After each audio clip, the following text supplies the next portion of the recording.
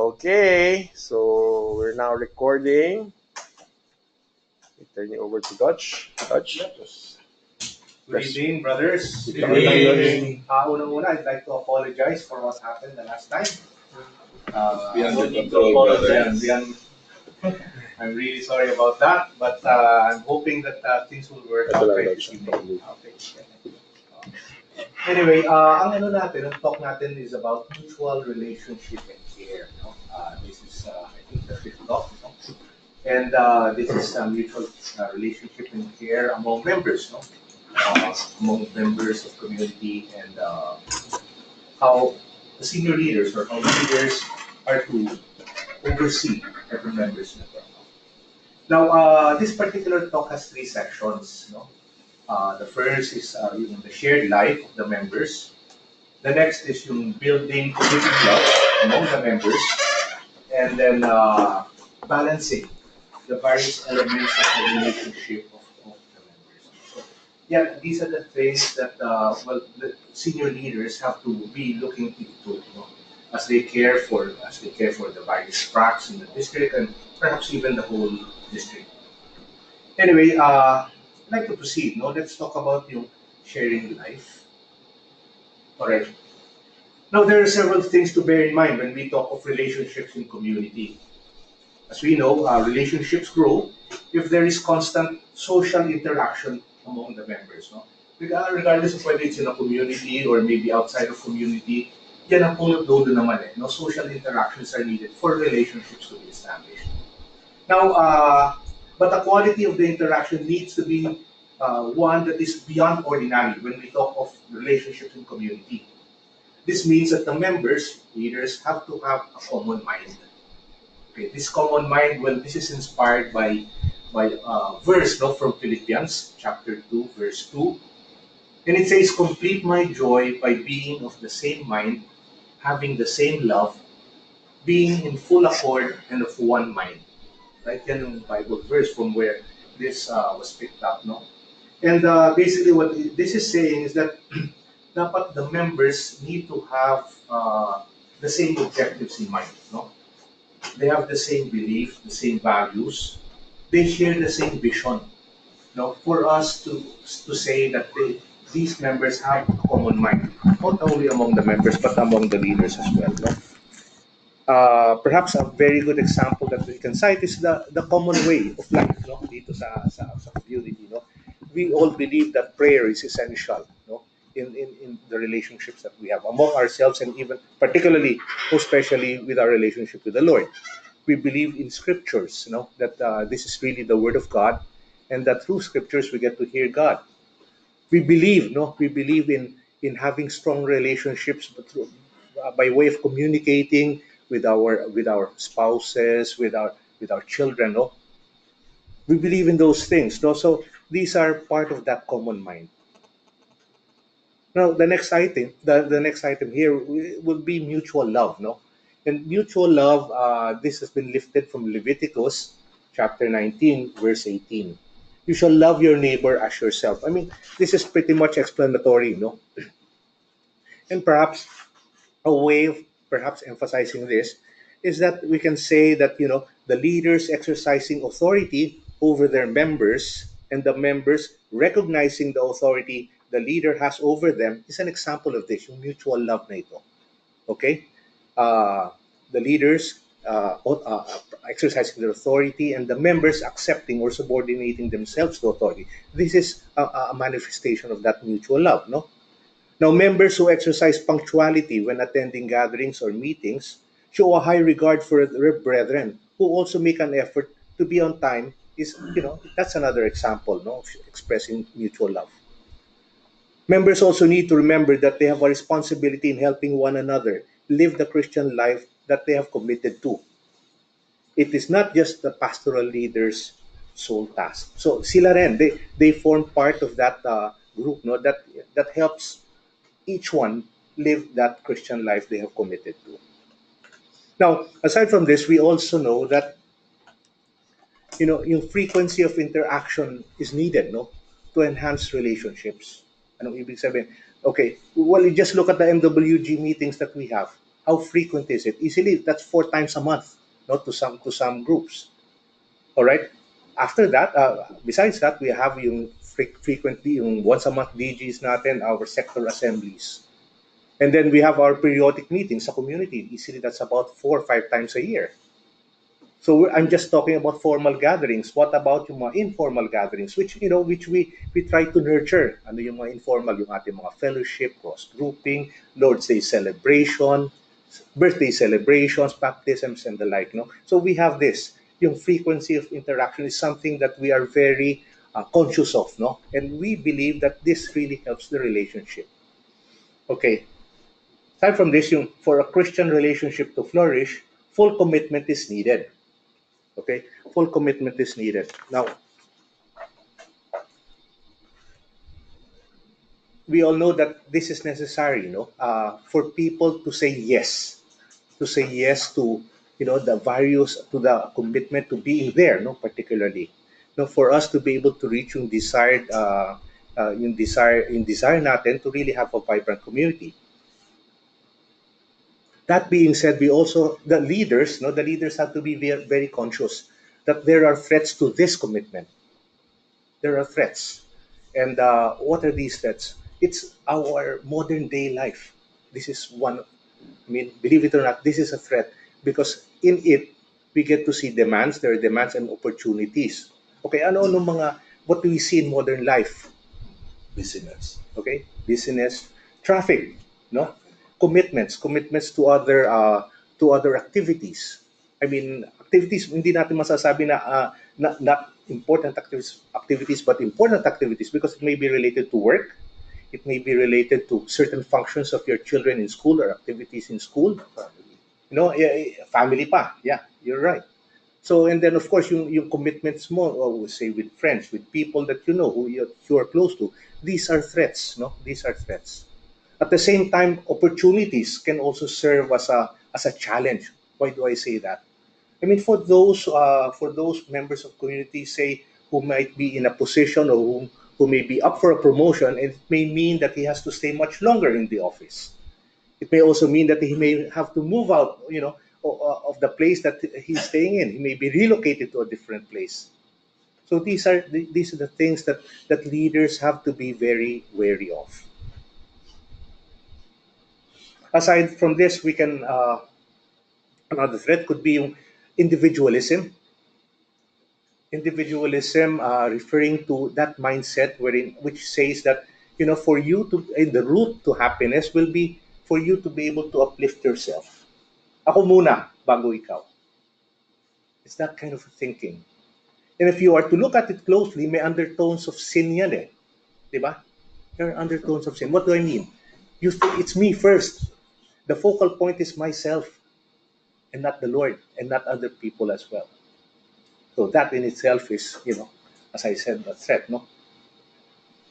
But believe it or not, people who are outside of community, once they get a glimpse of what's happening in community through the members, believe that they say that, hey, ang ganda na nangyayari sa inyong community. Ang ganda niya. Mukhang interesado ako.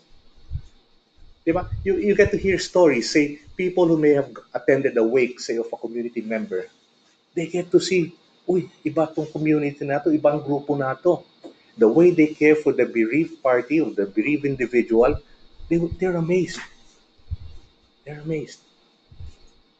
And then if you get to see those people who may need medical help, and you get to see how community reacts to that. And people who look at it and see it say na, hey, iba tong community. They really regard or highly regard those who are in need in this community. I would like to have a piece of that. But unfortunately, once they do get to explore community, those who are not really into it realize na, hey, napakalaki pala ng dapat kong ibigay dito. Meaning, I need to put so much time particularly. And this apparently turns off certain people who could not really commit. In effect, they are quote unquote businessmen who would like to get the profits but don't like to put the investment. Okay, so ganon, no? So now this is, as I said, something that is very unique, no?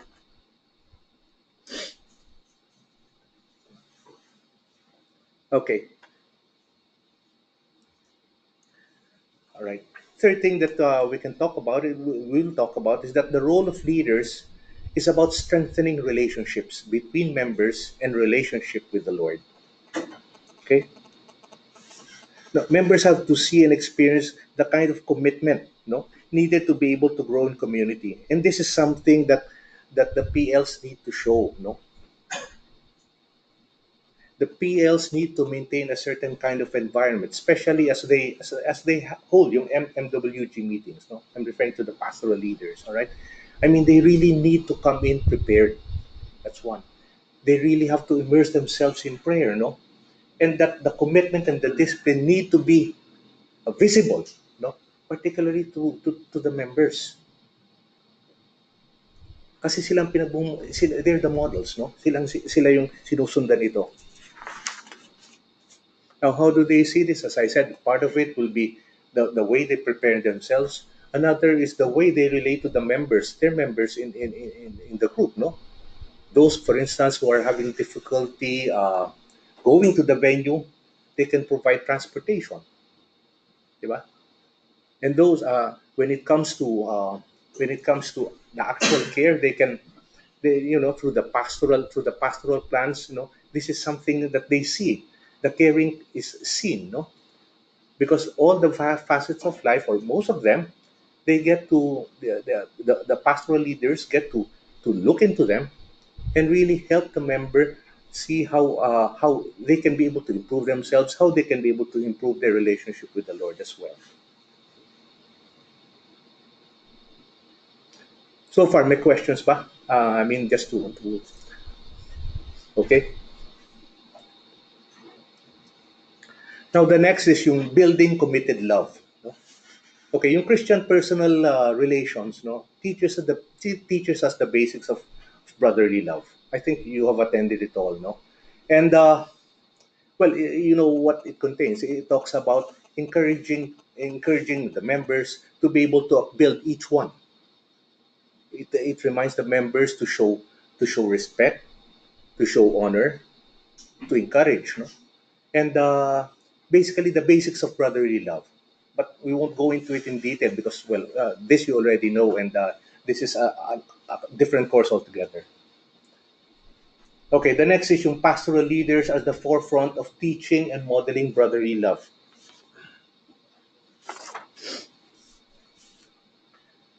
Now, dito, we have to, okay, I'd like to remind you that the pastoral leaders need to use their pastoral eye. When I say pastoral eye, I'm referring to the ability of the leader to empathize, to be sensitive, and of course, yung sa experience that they have gathered as pastoral leaders, their experience will really help them in caring for the members. So that, no, yung item na yun. On the onset, doon sa initiations pa lamang, the pastoral leaders already need to tell the members the importance of relationships. Initiations pa lamang. Dapat inuulit nila. And then the pastoral leader continues to explain the various courses, no, and how it will impact their lives, no, both spiritually and socially. He takes pains in doing it, and then after the initiations process, what the leader does is that he needs to create the environment for their members, for his members to be able to grow. Most especially as he makes the covenant commitment. All right. Now, again, going back to what I mentioned before, the pastoral plan plays a major or a big role here. Because to the members, the pastoral plan will serve as a compass and at the same time a measuring instrument for the pastoral leader, no, as he cares to them.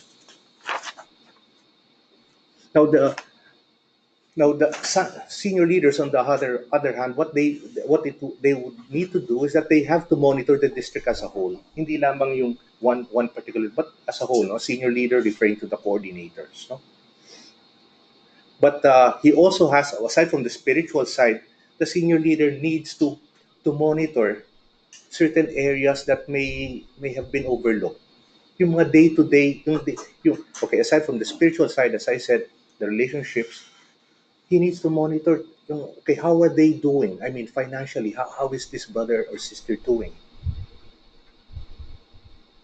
How is his other relationship niya with his spouse or with her spouse? How is it? Is it in order? Is it in place? So hindi lang relationships ang pinag-uusapan natin among those brothers and sisters, but even the personal lives of the members. We need to monitor that because they may fall through the cracks. Okay. Next is that members should actively care for one another.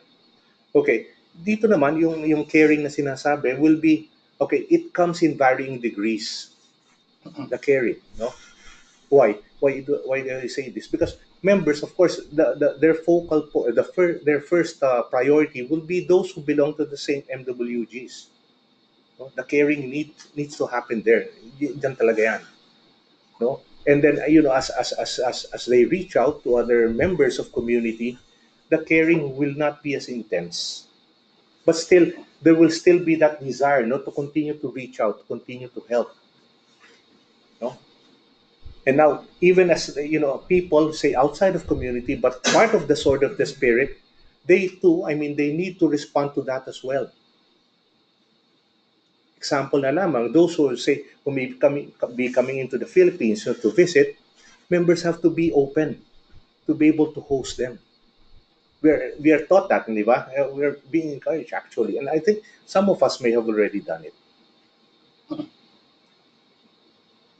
Then, of course, leaders need to keep an eye on the members' social relationships. Okay, what does this mean? Uh, it's important that we have to do this, or the senior leaders have to keep an eye on this because we would like to our members, to really savor the fruits of the strengthened and harmonious relationships they have in community. In fact, we would like to see that the bulk of their relationships come from community, di ba? Come from community because the other advantage of having that is the good influence, no, the good relationships that are already there. The influence, good influence, especially with their Christian life. Okay, so that is the ideal.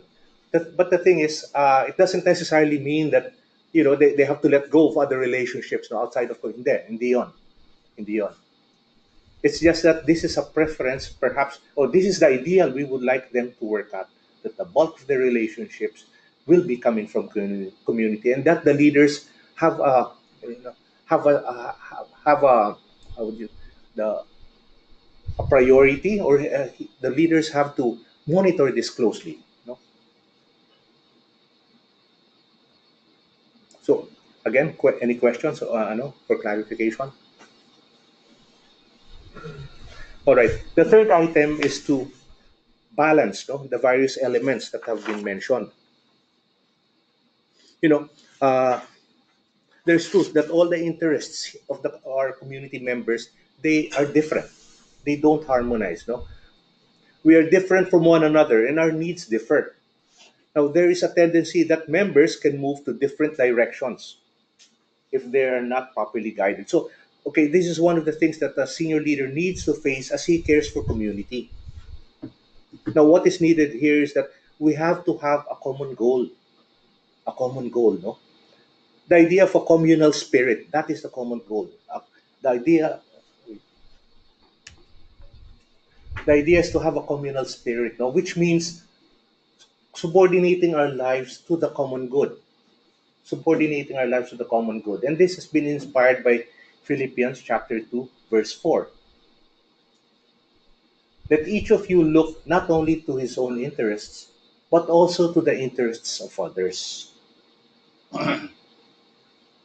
Okay, some people may see that life in community is one set of activities among various activities. Now, if we are to look at our participation in community on equal footing with the activities, say, in church activities, or maybe with a civic group, if it's in equal footing with a group, say in the office, or maybe a golfing group or a hobby group, if we are to look at community as such, I think it will be very difficult for us to live out yung ating relationships. Community has to be set at a much higher level. Eh. It has to be viewed differently from all these groups that you are a member of or that you are a part of. We are not a total community though, no? We are not compelled to completely support the needs of community, no? And we allow the community to be able to oversee all the facets of our life. We are not a total community, but we are a community who would like our members to be responsible members, to be responsible for their lives. We are a community who encourages our members to look at our resources, to look at the resources as not as gifts, no? We're encouraged to look at these resources and see that they are not ours. We are here just to be stewards. We're being asked to be stewards of time, of money, of talent. We're being asked to be stewards to the lives of our family members. We're asked to be stewards to the men and women we are caring for. And of course, we are being asked to be stewards to the mission of community.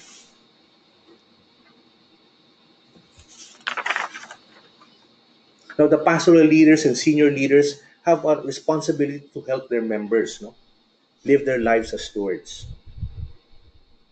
As the leaders care for their members, they also bear in mind that the members themselves are primarily responsible for living the way of life they have been called to by the Lord. So, ang may responsibility talaga members, no? Silang may responsibility. And even the covenant that they made, they're responsible for that. Our role, or the role of the senior leaders, to help them, no? To point out to them, to correct them, to encourage them to be committed to their relationships. Now, the senior leaders also have to, so, considering all this, no, they have to oversee the set of responsibilities, no, that the members have. What am I saying? So, on the onset kasi, we know very well that our members, once they enter community, there's a certain eagerness in them, a certain joy that they feel, that and they are committed. They would like to do something for community. They immediately want to be a part of community. The tendency is for them to just keep on saying, yes, I'm okay, I can do that. Yes, I can be able to render that kind of a service. That is the tendency. Eh? But we being leaders, we need to help them, to help them assess, to help them see the implications of each yes that they make to a certain service or to a certain assignment. So this is something that we need to do. No? Now there are tools that we can use here. As we have pastoral dialogue with the members, we can help them see the implications by looking at their schedules and by looking at their budgets. Okay. Well, as far as budget, well, schedules you understand, but the budget, well, uh, it doesn't have to be in absolute numbers. No, it can be in the form of percentages, just so you can be able to see where the money of the member is going. No, how much is going to tithe, how much is going to family, how much is going to schooling and all. And perhaps this is a way of helping them put order in their life, just so they can really be able to render service. Because if it's disorderly, wala, how can they be effective in what they'll do? So lastly, the leaders need to be mindful of the of burdening, of giving so many things, of so many assignments to their members. Yan ang tendency, especially if you have members who are overachievers. Magbigay ka ng isang assignment, gawa agad. No? Hindi sila to, ito si Lucky, mahusay ito, pwedeng gawin nating worship leader to. This is an over and above the previous assignment he may have had. And since he's doing well, the tendency is to pass on more activities, more assignments to him. Remember, ang role natin is to help our members really live a fruitful life. No, and if it means that we will be passing on so many things that will distract him from having this, then I think we would be failing our responsibility. Okay, I guess that's it. Thank you much. Yeah. Wow. We have time for questions, Q&A.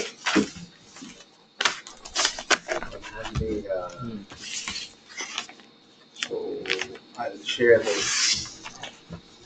Clear ba yung ano? Yeah. Clear naman yung ano, no? Yeah. Yung audio. So, if you have any question, you want to ask? Ano ba question? For you. Okay. Uh, well, you're all pastoral leaders, no? Yung, how has it been in so far as the caring aspect? I would like to ask the pastoral dialogues you've been having with your members. So how often has this been happening? A year, no? Twice. Twice a year. I mean, yan naman ang prescribed. But do you usually have couple-to-couple dialogues? Wala pa. Okay. Okay. Well, from experience, I'm just sharing from experience. I realized that, tama kayo, yung whenever we do have pastoral dialogue, especially as we have yung 40 days of renewal, di ba, that's usually part of it, no? I realized that having couple-to-couple dialogues, after you've had a dialogue with a brother, no, with one of your members, I realized that to back check, so to speak, what he has been sharing, ang ganda kung you ask na, okay, after our one-to-one, let's bring in the sister, no, and let's discuss the concerns that he or she may have. Kasi ang tendency, sasabihin ng lalaki, ayos na kami nitong misis ko, ayos lang, walang problema. But the thing is, if you bring in the wife, di ba ang sinasabi nito eh? Audit. Di ba ang sinasabi? And remember, yung pastoral leader ng wife natin, nung sister, is our wife, no? And more often than not, hindi may masasabi na lang sa iyong asawa, alam mo, itong si ganito, may ganitong problema. Pero walang sinasabi sa akin ng lalaki. No? So, anyway, I would encourage you to use yung couple-to-couple dialogue as part of the good thing. There are things that they don't want to come out, they don't want to bring in the light, no? Bring to the light. The couple-to-couple is an important tool. Next, may mga tracks ba kayo? Service tracks in your district? In your district may service track. It was just very recent kasi Rick, the reason I'm asking you, kasi from what I can remember, no, it was just very recent in the south sector na talagang binil na pa mga tracks. Yes. I was surprised back in 2012. No, we did a visitation of the north sector, and I was surprised that this is how they do it pala. All the while I thought yung senior leader was just kumbaga quote-unquote promotion, no, from pastor leader, senior leader. But when we made the visitation, so sabi ko, ito pala ang role ng senior leader. Actually, so dapat yung people under your track, sana sila lang parati. So when they have an issue with the member, they first bring it up with you before the coordinator. Kasi baka on your level, you can get give the right advice, maayos na niyo. So that's why it's broken into track. So you're, as a track, you should always ask about the PLs under you. Even if it's not a PL meeting, pag nakita nyo, kamusta rin yung siya? It helps the coordinator. Kasi lahat magtuto ka ng coordinator, kamusta na GD, kamusta na Lucky, and all that. So you're the one to ask the PLs, kamusta rin yung coordinator? So be mindful of them and their members, join them in their Lord's Day kung pwede, or even join in their meeting if you can, para lang kilala mo sila.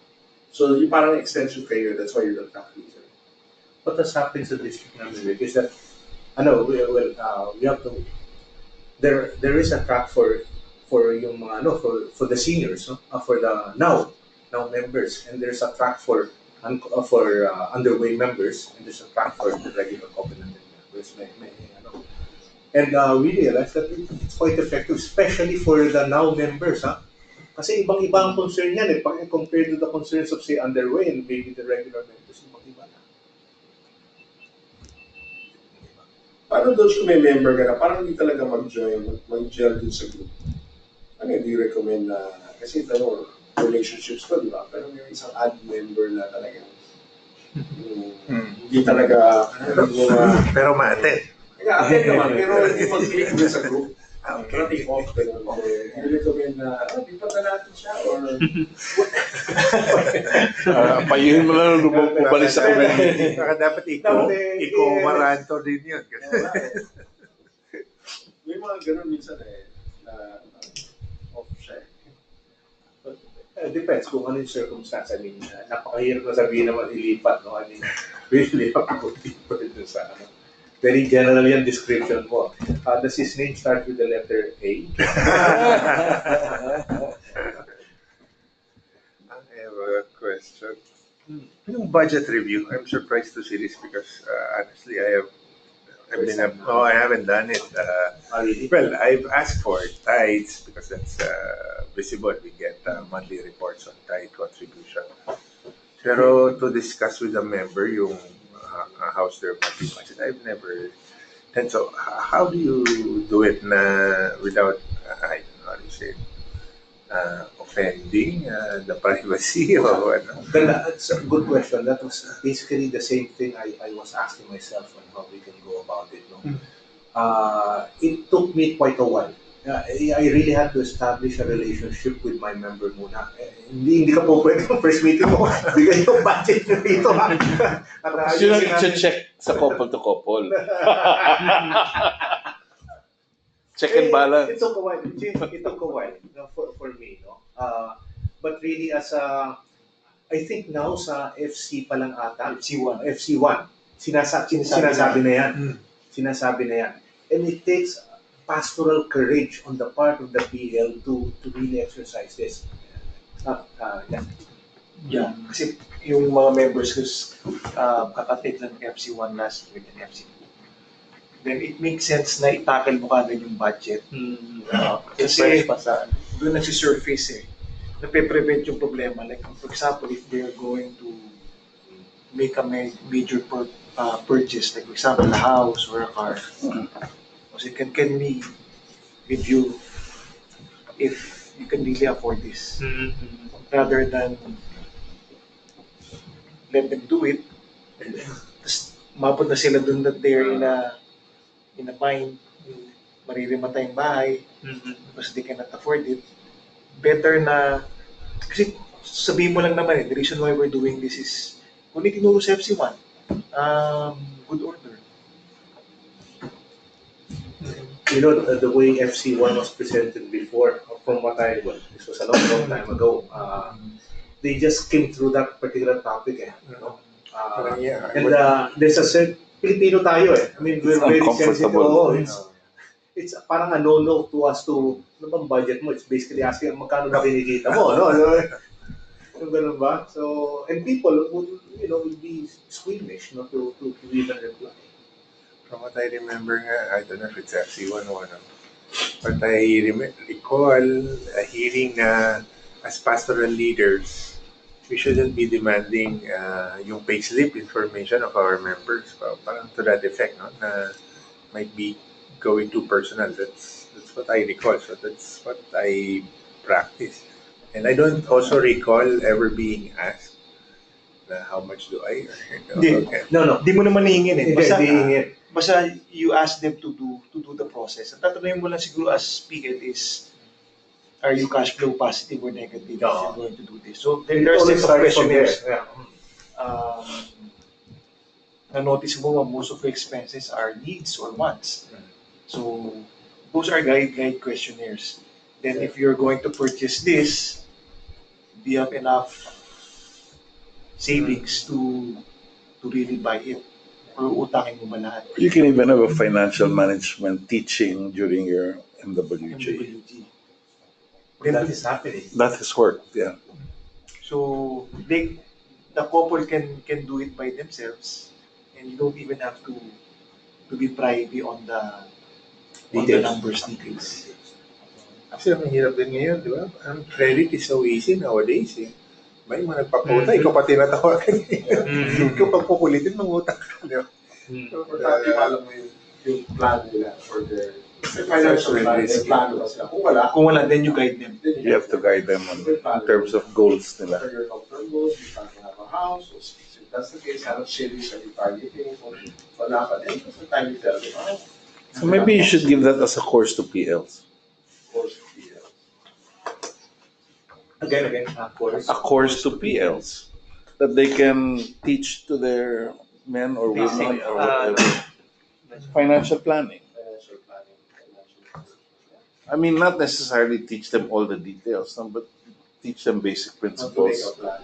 that they can sort of follow up with their members. Yeah. well, it also, yeah, tama ka, Angie, but it also, sabihin natin, there may be some leaders, no? Coordinators may be uncomfortable, as you said, or may not have the expertise or the savvy, no, to be able to make such a presentation. But it should not hinder, tama, it should not hinder them. I mean, by asking, say, if there's someone who's well versed, no, in that particular subject matter from the district, I mean, we can always ask. Because it's less uncomfortable if you do it in your men's group. And then dun mahahalata mo na by the comments or certain things. Sino may mga problema. And then you can, it's all a matter of trying to dig in, di ba? Or trying to find ways to introduce the topic. You can't really just come out of the blue. It has to be, there's a certain context in discussing sensitive issues. Then maybe you can do a follow-up. Yes, Yeah. it's always approaching them out of love. Oh, yun eh. To make them feel that you're not there to make usi. You're there because out of your love and concern for them. Dapat yan. Approach. And then, okay, another thing that I realized is that, well, huwag na natin muna tingnan yung what's written on paper, meaning yung budget, no? Let's just look at the lifestyle na lamang nung nung membro. Because, you know, we may have a member, I'm just leading to tithe, no? Leading to tithe. We may have a member who is tithing so X amount, no, every month, no. But when you look at the kind of lifestyle that particular member has, sapat ba to? I mean, he's very frequent. You know, I can't say anything about the amount that he gives. I mean, the frequency he has in tithing. Pero ang amount natin mo kasi hindi ata tumadi sa ano to. Travel and travel, lagi bago Tapos, gadget. tapos Bagong gadget. ito lang binibigay niyan tithe. I mean, ano ba to? No? Latest iPhone. So, ganun, no? I think we also have to be conscious about how the member moves, no? Although there are those naman who are so simple in their ways na pag tinignan mo yung title ng monthly base, Magugulat wow! ka na. Ano ba to?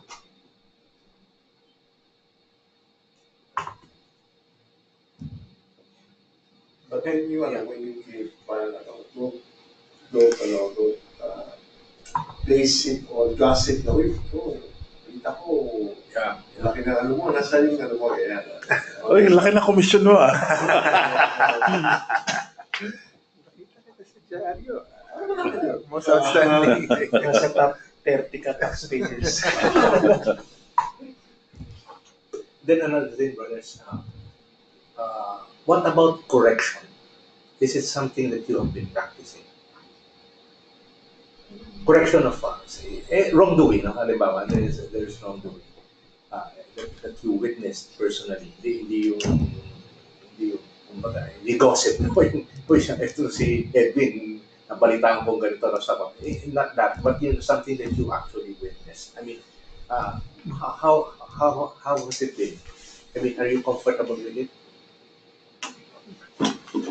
Hindi comfortable, especially kapag may argument minsan in front of you or minsan nagkakaroon ng gano'n. Minsan simple issues, kaya ni Duterte, minsan nagkaroon ng issue gano'n. Hanggang sa umalis yung isa, pag underway pa naman, quit na siya. Maganda yung correction dapat in private. Yes. One-to-one. So tayo ganyan. Doesn't have to be at the moment. Always ask. Members tend to become very defensive Correct. Done nila when you correct them. Even if you do it on a one-on-one. May mga defenses ka agad na lumalabas. And I think the trick there is to make them realize that it's not nothing you will benefit from, but it's really for them. Yeah, I've corrected. Ako ay edit ka from them. Tinatanong ko, o ginagawa ba, do you think that's right or that's wrong? Kasi kailangan process din nila. Yung balik, parang mali yan. Ask it from them. No, yung ginawa ko na, tama yun. Then mag-isip sila. Pag nanggaling sa kanila, parang hindi na correction. Pero bigay mo rin yung message mo na you realize mo mali. That wasn't the best way of handling that situation. So, ano natin yan. Let's fix that. So, gano'n na lang. If you're mahirap ko, pero mali yung ginawa mo. Tanong mo na sa kanila. Nag-isip pa sila tulungan. Mali pala yun. Pero pag mali yan, pag sila, hindi, tama ako. Ay, naku, doon na correct. Doon na correct. Anong mali doon? Mali doon. Kasi yung feeling nila na they're being judged, yun ang ayaw na yung feel na hindi na. Kaya maganda yung approach mo, I mean, paggaling sa kanila, no? You raise a certain issue and then allow them to respond, no? Without feeling na they're already being judged as, having committed the wrongdoing. No, It's more powerful if they own it. yeah. They own na, nagkamali. It might not even be to the extent of a wrongdoing. It could be just other things, wrong approaches, wrong parang bad practice. attitudes, bad practice. Pag-handle mo itong situation or your child or your Yeah. wife, parang mali yan. Oh. Hindi mo rin sure kung gaano naman ka nakita mo mali or sinful, pero parang hindi yata. It's off. It's off. Yung mga dirty jokes, yung mga ganon, di ba? Oo. Jokes or Negative humor, yung mga ganon. And there's also such a thing as timing as to when you correct it. Maybe sa situation na sinabi mo gano'n, it doesn't have to be immediately kung kailan nangyari. Maybe allow a certain time to pass, but keep a mental tab of it, and then bring it to the brother. When you feel na he's open to any discussion regarding the matter.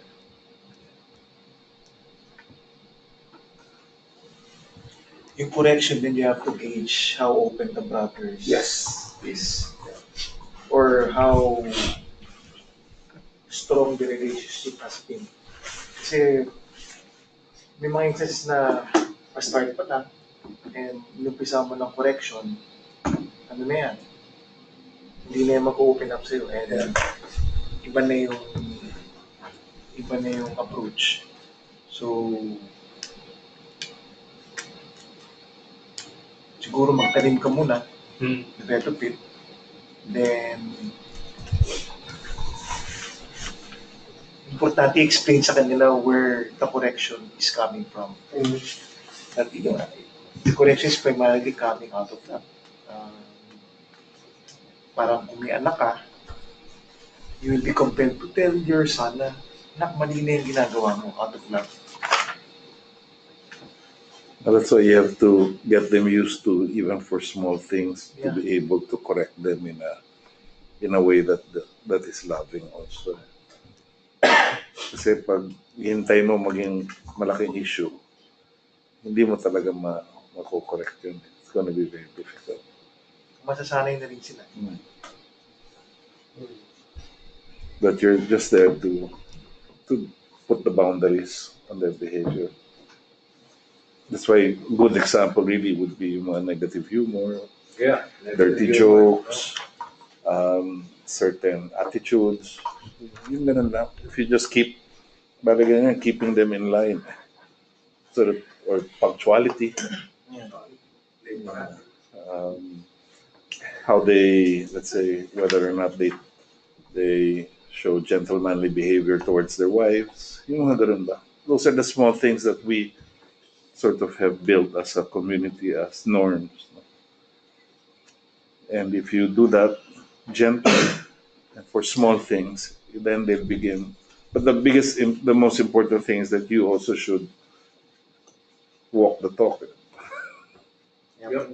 Pag mali ka, Oh, sorry. yeah. Ask for forgiveness. Sorry, brother. Yeah. No, lang yun. Tsaka ano yan, maganda rin ma-practice nila yung empathy. Empathy. Mhm. So they always ask them, how would you look at from, let's say, from the other person's perspective? Doon nila maisip mo nga, kung siya pala yung nandyan, ano mo iniisip niya? Oh. The way you said it, if you come with you take it, or your wife, parang kung ginawa mo sa wife, what you should feel. So normally, pag ano pa lang, makita mo na I only thought, normally that the problem is when they become selfish, they only think of themselves. Nakalimutan nila yung the other person. Pero hindi dapat nagkaka-problem if they think of the other person's interests also. Yeah, like for example, serving ahead of the women.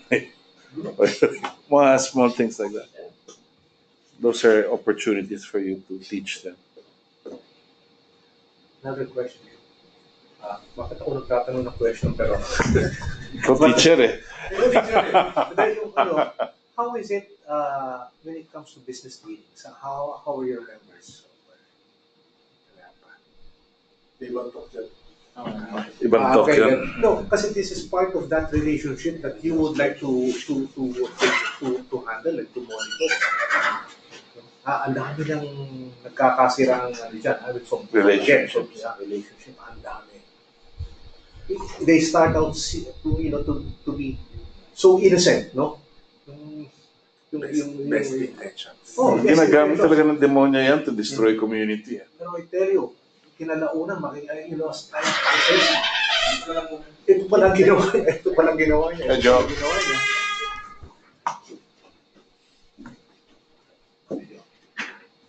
Well, the teaching is always to lift it up to your pastoral leaders. Transparency. Well, yeah, that's Or involve your pastoral leaders of both parties before you get into business. But not everybody does that. yeah, correct. In fact, I've done it before and some people get surprised that bakit kailangan pa. Now, what we did sa district is that we had a teaching on this. It was a very short teaching, just to remind yung members, no. Perhaps from even, kumbaga you're preventing something to happen. Even before business dealing happens, it's there on the table. Na alam na nila, they're conscious, no.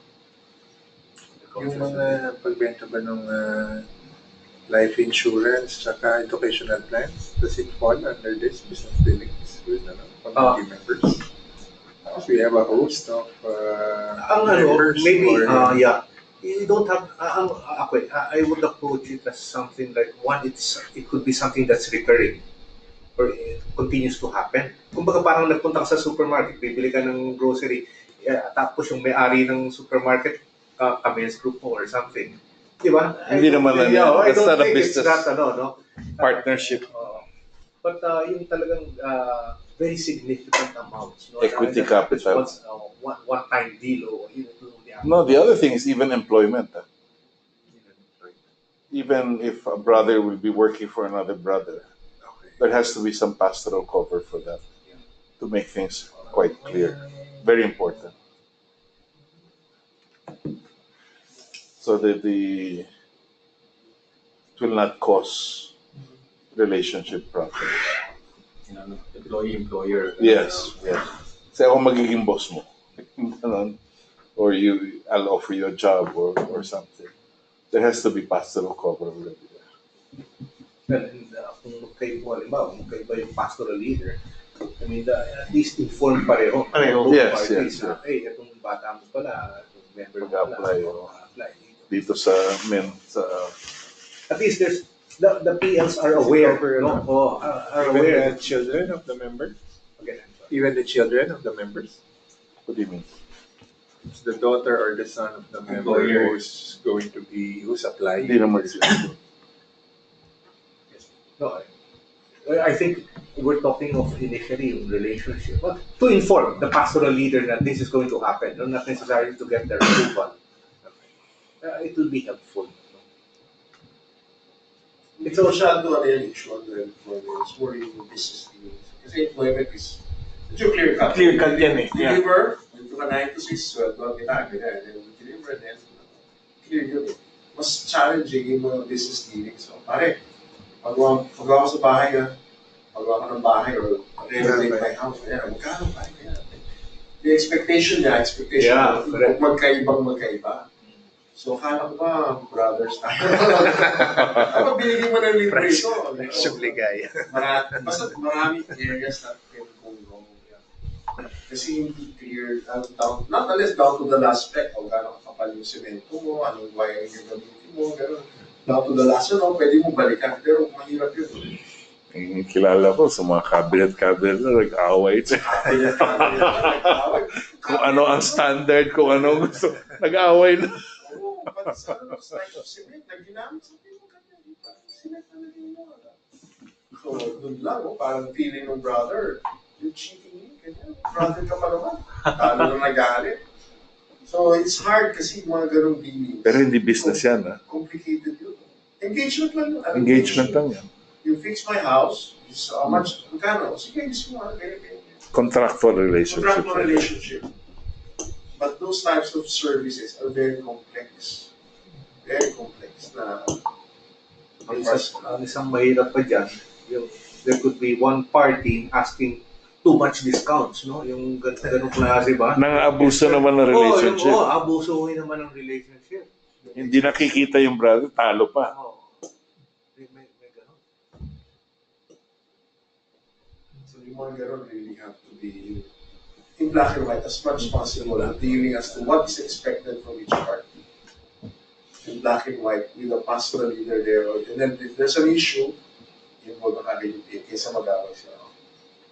Sa mga na-discuss namin sa senior council, sa sector council, yun parating, yun ang umaabot sa sector council kasi contractual obligation hindi In fact, there are some brothers, and it's sad, no?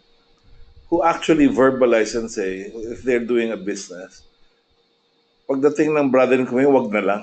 Ayokong pasukan yun. Because they've been burned. Mahirap. So, be careful with those things.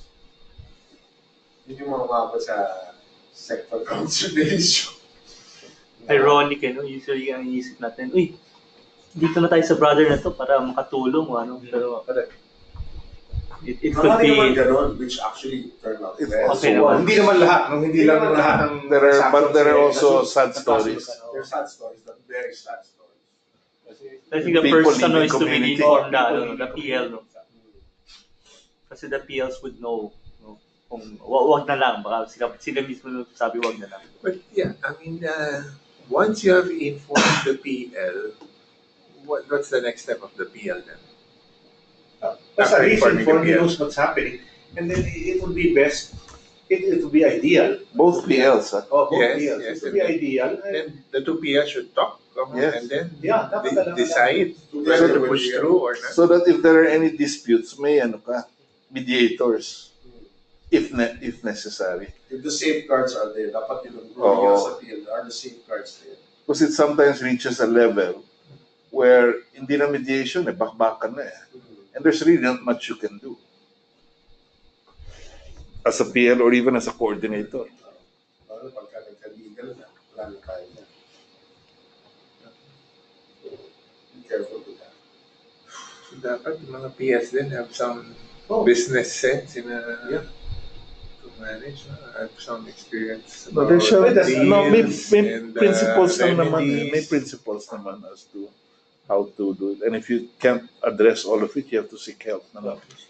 You raise it to the whole leader. Yeah, He's the raise it to pastoral the- leader naman of the whole district. Oh. Hindi naman lang, PL should also look at other services or business, all the negative scenarios also. At saka utangan.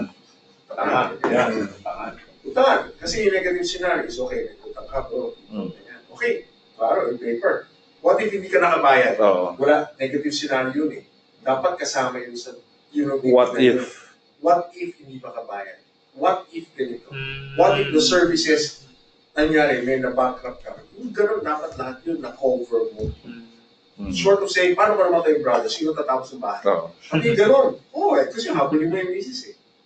Sino tatapos ng bahay? What if something happens to you? As detailed as you can. Para anything happens, you're assured na you've covered everything. Minsan nami-miss out, nakita ko eh. Yung mga negative scenarios. Hindi na The what ifs. What if?